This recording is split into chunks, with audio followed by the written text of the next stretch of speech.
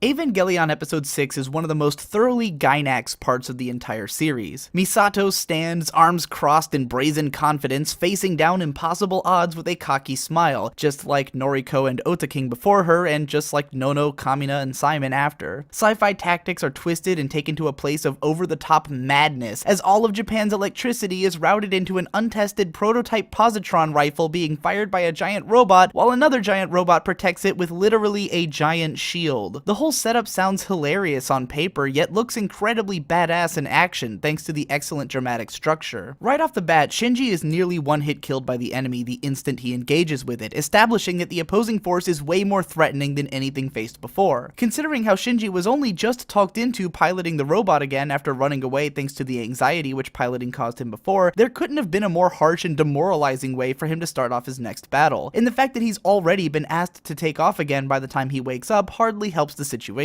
Immediately after Shinji is attacked, we see how Misato starts figuring out the enemy's abilities and setting up her crazy plan to fight back. 8.7% chances of success are such a high number to her that she walks around with a swagger that says, "I'm a goddamn genius." The first half of this episode is completely dominated by showing us how Misato can think on her feet and get things going, which is important considering what we've seen from the series so far. Up until this point, NERV has always been struggling and coming back from behind. Getting Shinji into the robot and then trying to somehow manage his actions has been their primary concern in previous battles, and we've seen how they deal with a military that talks down to them, financial backers with other priorities, and robots and pilots which have only just been repaired from the beatings that they took before. The only hint we've gotten of NERV's secretly held insane confidence comes from Gendo's undercover smile in the opening episode. However, in this episode, NERV steps up to bat as the real overdog in the conflict. Misato's response to nearly losing her lead pilot is to take a weapon from the military, take power from all of the people that she's here to protect, almost like a sci-fi spirit bomb, and have that very same pilot launch it all back at the enemy in one giant fuck you. But Misato isn't the only one out to prove what she's capable of. Rei is upfront with Shinji that if he's not up to the task, then she'll happily do it for him, and that she's going to do her job at defending him so well that he shouldn't even consider the possibility of dying. Shinji is inspired by Rei's confidence to pilot his robot, and then, after seeing her nearly blown away defending him, springs to make sure that she's okay as well, in a manner reflecting his own father. When we really consider what Shinji has been through earlier in the day, it's kind of incredible to see him jumping with concern for someone else like this. In this episode, Rei explains that she pilots the Evangelion because she is bound to all people. When Shinji says that Ayanami is strong, she replies that this is all she has. On a personal level, it seems like Rei is saying that she has nothing else but piloting the Eva in her life, and this seems to be how Shinji interprets it. However, if we can get philosophical about it for a second, Rei is right that piloting the Eva is all that she and all that humanity itself has. If NERV fails to destroy the angel, then humanity is probably doomed to destruction. The necessity to protect humanity is all that anyone can count on to not die, which Shinji seems to have a difficult time grasping. He's more likely to be moved by his momentary desire to protect Rei than by the long-term idea that destroying the angels will also protect Rei along with humanity as a whole. Which one of these mindsets is more strong is a matter for debate, but both pilots manage to find strength in their viewpoints in order to emerge victorious. Episode 7 is more of a look into specifically what makes Misato a badass, while throwing some neat world-building tidbits into the mix as well. Misato is someone who gets things done and gets them done right with cutthroat efficiency. She doesn't have time to put up with the bullshit theatrics of bureaucracy or social upkeep. All that matters to her is that her job gets done. When she's not at work, she just wants to relax, have a beer, take a nap, and stay naked. While we can see Misato get easily frustrated when people talk down to her or doubt her position, her stance and personality remain uncompromising. All around her are people telling her what to do and how to act, from Shinji trying to get her to be less of a slob to Ritsuko trying to get her emotions under control, but she never lets herself be swayed. Coming back to this episode with knowledge of Misato's backstory, we'll see that she probably feels so strongly about stopping the Jet Alone rampage because of the way that her father died in a giant explosion during Second Impact, which is likely what drives her to act under impossible odds to save everyone. This episode even presents some subtle messages about the sexism which both Misato and Ritsuko face in their everyday lives. characters. When making fun of Nerve, the leader of the Jet Alone program compares the Eva losing control to a woman on her period, obviously targeted at the fact that Nerve's representatives at the event are both women. Shinji criticizes Misato for being unladylike and says that he isn't surprised that she remains unmarried, while his friends, though overall supportive of Misato's attitude, spend most of the episode drooling over her. Although Toji and Kensuke's chastisement of Shinji for not understanding the appeal of Misato could actually be taken as them criticizing his sexist attitude, since they both cite Misato's independence and leadership role as some of the things which make her attractive. Meanwhile, in the background, Ritsuko reveals herself to be a sort of conniving badass in her own way. If you already know going into the episode that she's a part of the setup to make Jet Alone fail, then you get to see her vindictive and sadistic side as she prepares to watch the fireworks. The people at Nerve are putting up a front that they're an underdog organization, when really they're the overdogs pulling all the strings and letting things fall into their laps. So why is any of this interesting? Well, mostly because of how deep into the series it all happens. Most dramatic stories tend to start off by presenting their characters' heroism, or at least by presenting us with a goal that they strive for. In Eva, we aren't even told exactly what Nerve is trying to prevent until episode 7. We had just kind of inferred from the fact that they were fighting against giant monsters that they were defending civilization, and that for some reason they needed 14-year-olds to pilot their robots. Up until now, Shinji has been nothing more than a depressed kid thrown into an overwhelming circumstance. Rei has been a mysterious, quiet girl who only cares about pleasing Gendo, and Misato has just been someone doing her job normally. It's only in episode 6 that we first see how these characters can achieve some level of heroism as a result of their nature. What's cool about this setup is that it de-emphasizes the idea of these characters as exceptional heroes and puts the emphasis on them as people. Shinji, Misato, and Rei are regular humans first and heroes second, which is a big part of what keeps them feeling so relatable and real. Eva is not the story of abnormal and exceptional chosen ones saving the world. It's about humanity trying to save itself, and it presents us with characters who we can look at and think about how we would handle being in the same situations. Because the characters are real people, when they do achieve something heroic, it's that much more empowering. Eva shows us how normal people can use what abilities they have to do great things, and assures us that no matter how crazy the odds are against us, we can keep fighting and finding inventive ways to survive as long as we never give up. Evangelion is not an escapist fantasy. It doesn't present us with characters who we wish we could be, or who do things that we wish we could do. It presents us with characters who we are, who do things that it believes we could do. Even though it presents humanity with all of our flaws and defects and mental hangups, the show still has faith in our ability to lift ourselves up again and again. It celebrates not the exceptional abilities of abnormal humans, but the ability of every normal human to sometimes be exceptional. One of the best subtleties in episode 7 happens after Misato has taken control of the Jet Alone situation and decided to go in and stop the robot manually. The Jet Alone team decides that they can't wait around for bureaucracy anymore and take matters into their own hands, and the program leader reveals to Misato the robot's password, Hope. Beyond all the posturing, rivalries, and arguments over budget, in the end, the real purpose of this robot was always the hope of victory. The hope of developing a robot which could be used to stop the Angel invasion and to save humanity when the Evangelion units didn't prove trustworthy enough. In the end, when Misato stops the robot, the leader of the Jet Alone project smiles with relief, because putting a stop to the robotic rampage was more important than his pride or protecting his project. This small redemptive moment is, I think, as indicative as any of Evangelion's stance on humankind, that we may be plagued with problems and differ in our ideals, but in the end we all want the same thing.